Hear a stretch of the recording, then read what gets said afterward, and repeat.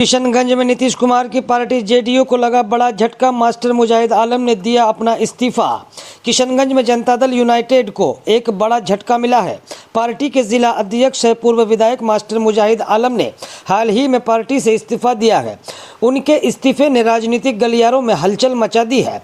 उमस भरी राजनीति के इस माहौल में मास्टर मुजाहिद आलम के अचानक किए गए इस कदम से जेडीयू के भीतर असंतोष का संकेत दिया है।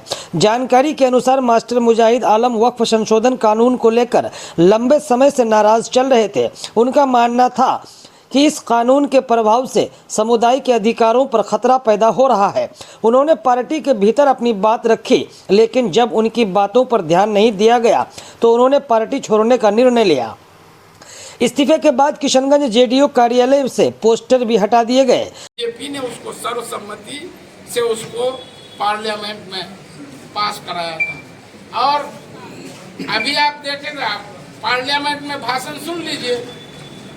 शाहनवाज साहब का क्या भाषण दिए हैं कि वक्त की जमीन पर सरकार का कब्जा है, हमारी सरकार आएगी तो उसको कब्जा मुक्त करेंगे।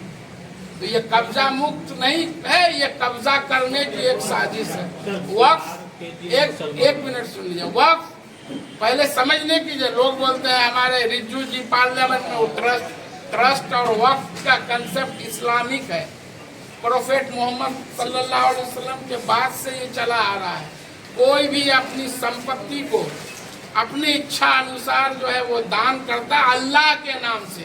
अल्लाह के नाम पर जो दान करने वाला उसको वाकिफ कहा जाता है और वाकिफ उसकी मर्जी होती है। उसमें लिखा हुआ रहता है कि भाई इससे जो आमदनी होगी उसमें इन कामों में ये खर्च होगा। आप जो है जिस तरह से आप देखे होंगे यहाँ रुस्तुम अली अल्पसंख्यक आवासीय विद्यालय, रुस्तुम अली को कोई जानते हो? हमने देखा कि भाई 30 एकड़ जमीन वो वक्फ की है। उसको जो है उसकी इच्छा थी कि उसमें शिक्षा तालीम पर जो है आज हो रहा है और उस जमीन को 30 साल के लिए लीज पर दिया गया है। यहाँ पर रजिस्ट्री ऑफिस में लीज हुआ है 30 साल के लिए और 1 साल का किराया 76,500 रुपये। तो ये वक्फ की आमदनी बनाने के लिए ये।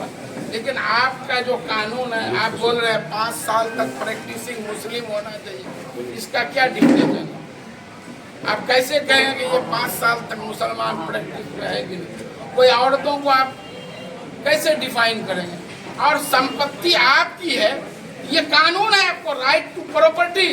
मेरी संपत्ति किसी मंदिर को दे दे, मस्जिद को दे दे, गुरुद्वारा को दे दे, दुबे जी को दे दे, करीम जी को दे दे, किसी को भी दे दे। आप ये कानून है, आप नहीं ना रोक सकते हैं कि आप दान नहीं कर सकते हैं। हिंदू दान नहीं कर सकते। हमारे यहाँ बहुत सारे हिंदू मदरसे